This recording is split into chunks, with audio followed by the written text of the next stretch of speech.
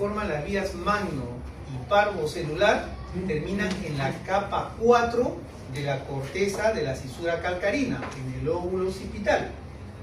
Hemos visto las columnas, hay células, pero no solamente de ahí se generan fibras, o sea, no solamente hay una vía magnocelular y una vía parvocelular, sino que entre las columnas también hay células o células interlaminares que también envían axones hacia la corteza de la cisura calcarina, pero que no terminan en la capa 4, sino en la capa 2 y 3, ¿ya? Dice que en la capa 2 y 3, donde terminan estas células interlaminares, ¿a qué se refiere interlaminares? Son aquellas, retrocediendo, son aquellas células nerviosas que estando en el cuerpo geniculado lateral no están ni en la capa 1, 2, 3, 4, 5 y 6, son interlaminares acá, ¿no es cierto? Y también llevan información principalmente cromática, ¿ya? Entonces, no forman parte de la vía magnocelular, no forman parte de la vía parvocelular, no terminan en la 4, pero sí llevan información terminando ¿hacia dónde? Hacia la capa 2 y 3, que como dice aquí va a estar constituida por dos tipos de células. Las células, un tipo de células, las células en burbuja, que son las que participan en la visión cromática. Entonces, en resumen, Salinas, ¿cuáles serían las vías? Son tres que hemos visto. ¿Cuáles son las vías que participan en la visión cromática?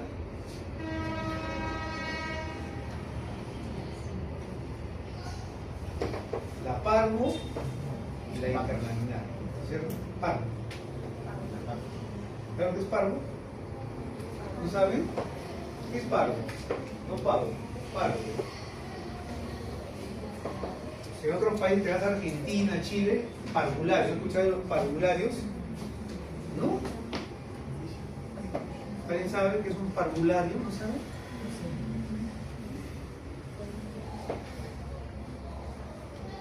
Donde cuidan niños pequeños. Parvo es pequeño. Parvulario, o sea, en Argentina, en Chile es parvulario. Niños, o sea, no sé cómo será la traducción, ¿no? Pero son signos que se llaman parvulario. Entonces, dice que en la capa 2 y 3 existen células en burbuja que participan también en la visión cromática.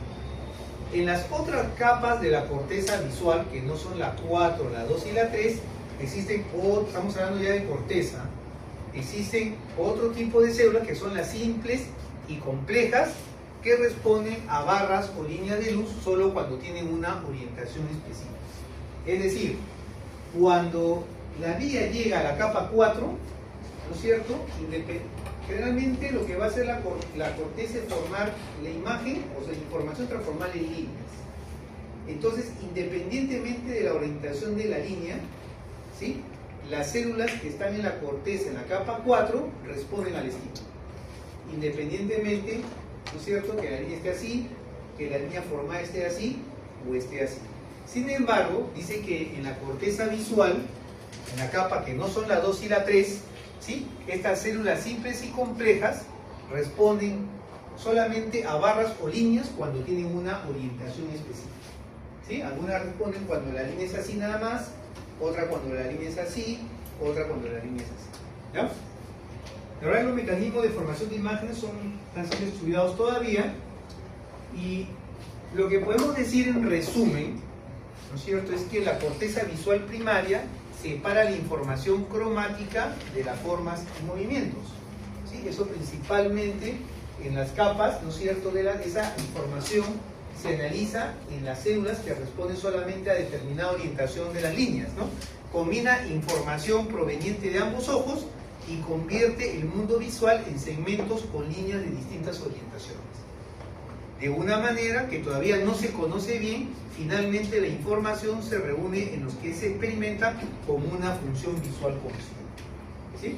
Entonces, podríamos decir como un resumen que toda esa información, o sea, tenemos vemos la luz, vemos cómo se generan potenciales de acción a nivel de la retina, vemos cómo estos potenciales de acción viajan a través de las vías ópticas, vemos cómo hay una vía magno y una vía parvo que llevan distintos tipos de información, que esta información a través de la vía genículo-calcarina llega a la corteza visual primaria, y que la corteza visual primaria se encarga de hacer todo este proceso, ¿ya?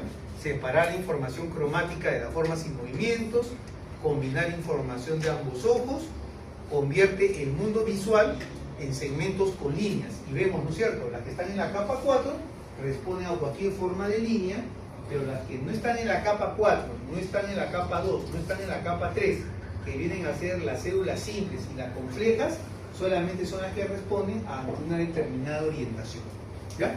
Y de una manera que todavía no se conoce bien, finalmente la información se reúne en lo que se experimenta como una función visual conocida. Bien, la teoría de John Hancock se refiere a que nosotros ya hemos visto en la práctica, podemos percibir colores, porque existen. ¿Quiénes se encargan de la visión de colores? Doctora, ¿quién se encarga de la visión de colores? A nivel de la retina.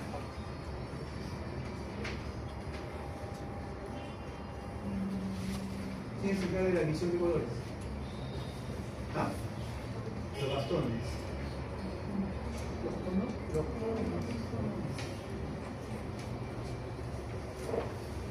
¿no hemos dicho o no? Hay muchos en duda, hemos dicho, los conos de colores, ¿no? Ya. Entonces, para eso, lo van a leer, hay 3 tipos de conos. O sea, cada cono tiene un fotopigmento distinto que responde a una diferente longitud de onda, ¿ya? Luego van a leer sobre la adaptación a la oscuridad y la adaptación a la luz, ¿no es cierto? Dice que cuando ustedes se pasan de un lugar luminoso a un lugar donde hay poca luz, ¿no es cierto?, demoran un tiempo en acostumbrarse, ¿no? ¿Les ha pasado o no? ¿No? Aproximadamente 20 minutos, ¿no?, para acostumbrarte a la oscuridad, ¿no? Y eso se debe a que la adaptación a la oscuridad depende del tiempo indispensable para llenar los depósitos de rodopsina, ¿sí? Ya entra a un lugar oscuro y a nivel de los conos y bastones comienza a sintetizarse más cantidad de rodopsina, y cuando ya se alcanzan los niveles suficientes mejora nuestra visibilidad en la oscuridad. Y también te habla, ¿no es cierto?, de la adaptación a la luz brillante, que es, porque cuando ustedes pasan de un sitio oscuro a un lugar brillante se enceguecen, ¿no es cierto?, y después de un tiempo se van acostumbrando. Pero que en el libro van a encontrar realmente es una pérdida de la adaptación a la oscuridad.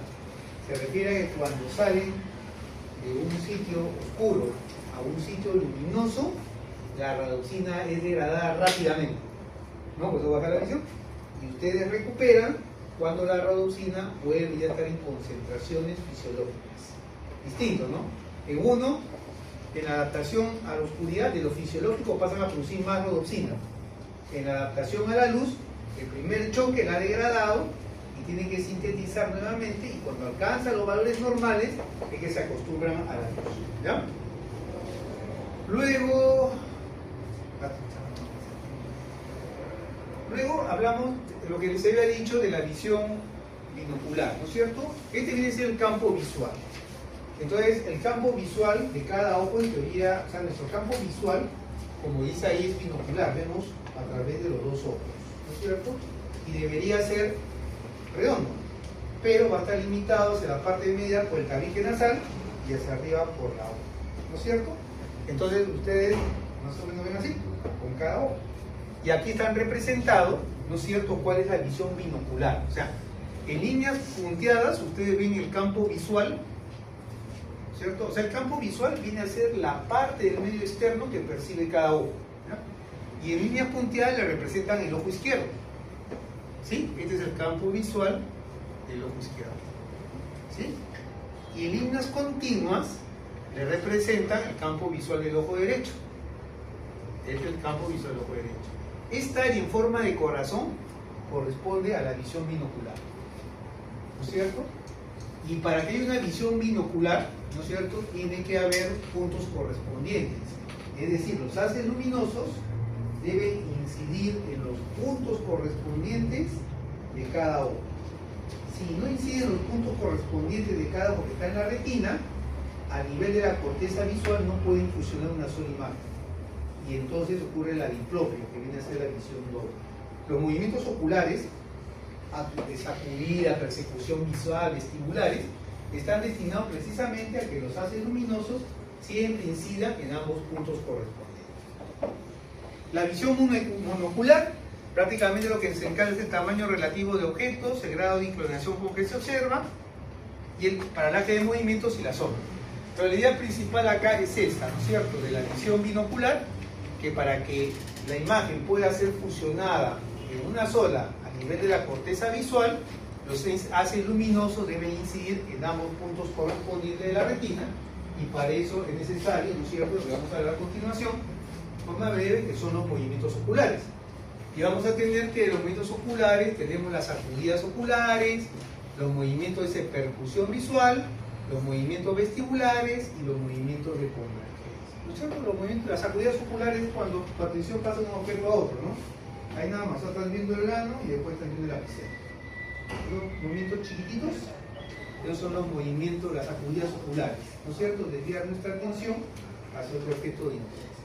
Los movimientos de persecución visual son lógicamente, ¿no es cierto?, cuando un objeto se mueve, ¿no? Estar así, ¿no? Persiguiendo, ¿no? La playa, montes oscuros, un buen bikini, ¿no? Claro. Los movimientos vestibulares, por el contrario, ¿no es cierto?, es cuando tú mantienes, o sea, tratas de mantener la vista en el objeto mientras se mueve. Y los movimientos de convergencia, cuando hemos hablado de la convergencia entre visuales, en el caso de la acomodación. Eso lo van a revisar en el libro, está claro y es más sencillo. Se nos ha pasado tiempo. ¿Preguntas? ¿Alguna pregunta? Pues nos quedan ¿cuántos? 10 minutos, ¿no? 20, ¿no? 20 minutos, ¿no? Sí. Entonces, para avanzar un poco lo que es audición. Al menos la parte anatómica, lo otro es más sencillo de la parte anatómica. 2 minutos. Si quieres baño, voy al baño. Y Marina,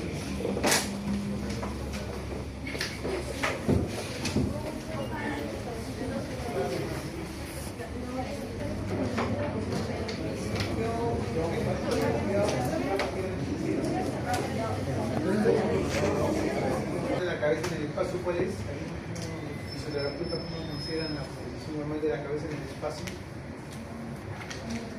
¿Cuáles son tus referencias anatómicas para considerar la posición normal de la cabeza en el espacio?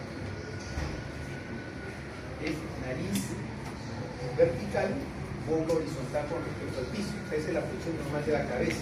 Entonces, todas las reacciones de enderezamiento de equilibrio, cuando se altera el centro de gravedad, van destinadas a restaurar, ¿no es cierto?, esa normal posición. Entonces, así a grosso modo, recuerden que hay un oído externo que está constituido principalmente por el pabellón auricular y el nato auditivo externo, ¿no?, que su función va a ser llevar las ondas sonoras ¿hacia dónde? Hacia el oído medio, ¿sí? El oído medio es una cavidad, ¿no es cierto?, que está presente en el hueso temporal, ¿no?, y que va a estar constituida por una cadena osicular, o sea, 3 huesecillos, la membrana timpánica y 3 huesecillos, ¿no es cierto?, martillo, yunque y estribo, ¿ya? Y luego, a nivel del oído interno, vamos a encontrar, ¿no es cierto?, la cóclea, los canales semicirculares, el utrículo y el saco. La cóclea es el órgano sensitivo para la audición. ¿Sí? Los canales semicirculares son detectores del movimiento, de la aceleración angular, y el utrículo y el sáculo son los órganos sensitivos para la aceleración lineal.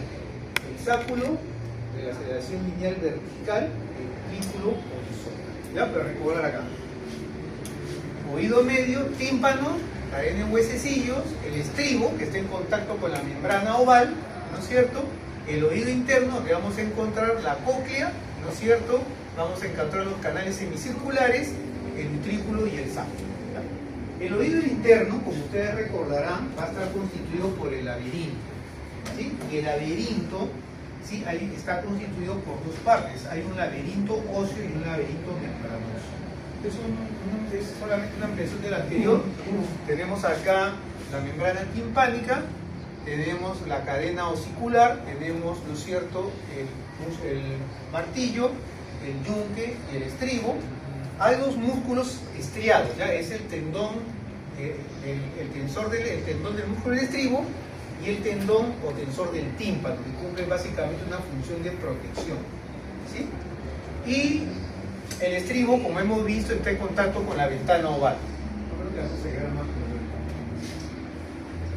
¿Qué recordar? Lo que quiero que sí vayan repasando para clase teórica, ya que el laberinto, el laberinto interno, está constituido por un laberinto óseo y un laberinto membranoso, ¿no es cierto? El laberinto óseo es una serie de conductos que están a nivel del peñasco, ¿sí? Y dentro de este laberinto óseo, limitando su forma, encontramos un conjunto de membranas que viene a ser el laberinto membranoso. Entonces, el laberinto óseo, el laberinto membranoso, determina tres compartimientos, que vamos a ver, ¿no? Uno viene a ser la rampa vestibular, uno viene a ser la rampa media y otro viene a ser la rampa timpánica. O sea, pensemos, todo esto es hueso, o sea, esto sería el laberinto óseo, ¿no es cierto? Y reproduciendo la forma de estos conductos, encontramos una serie de membranas que viene a ser el laberinto membranoso.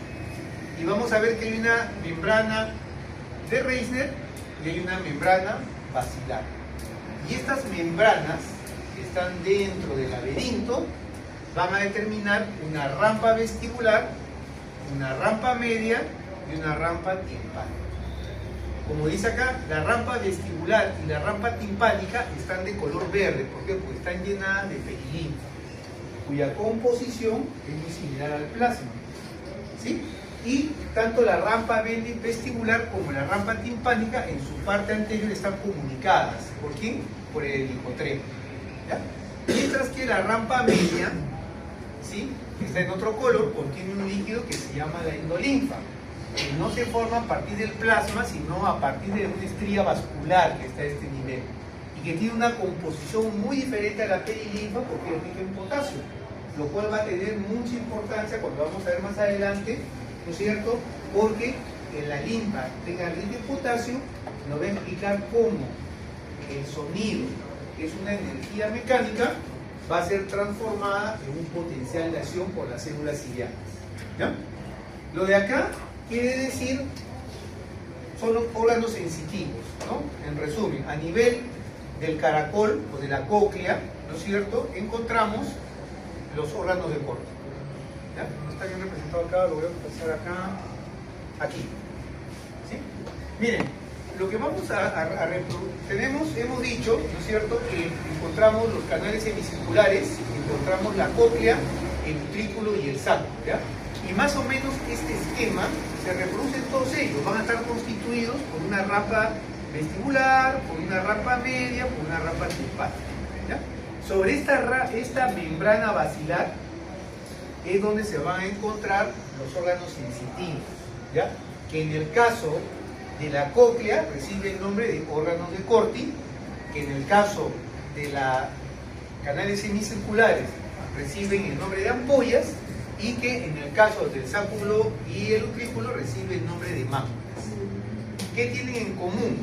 Siempre van a estar formadas por células ciliadas, como vamos a ver más adelante, junto a células de soporte. Los cilios de estas células ciliadas están en contacto con la perilinfa. En el caso de las máculas del utrículo y el sáculo, estos cilios están embebidos en un material gelatinoso con cristales de carbonato de calcio constituyendo la membrana autolítica. Los órganos de Corti presentan esta membrana tectorial, y a nivel de los conductos semicirculares, en las ampollas lo mismo, células ciliadas, células de soporte, ¿no es cierto?, esta sustancia gelatinosa que es la cúpula. No les dé tiempo. Vayan, esta parte sí para poder entenderla, ¿ya? Vean, recuerden cómo están constituidas las máculas, cómo están constituidas las ampollas y los órganos de Corti. ¿Ya? Y van a ver que la estructura es parecida, ¿ya? Hay una membrana basilar, están las células ciliadas junto a las células de soporte. Los cilios siempre van a estar en contacto con la perilinfa, que es rica en potasio, y hay estructuras que nos permiten la diferenciación, como la membrana autolítica y la cúpula, para saber dónde está, ¿ya? Vamos a mandar, lo dejamos ahí nosotros, ¿ya? La próxima semana sí empezamos con endocrino, que voy a ver cómo acabar esta semana con audición.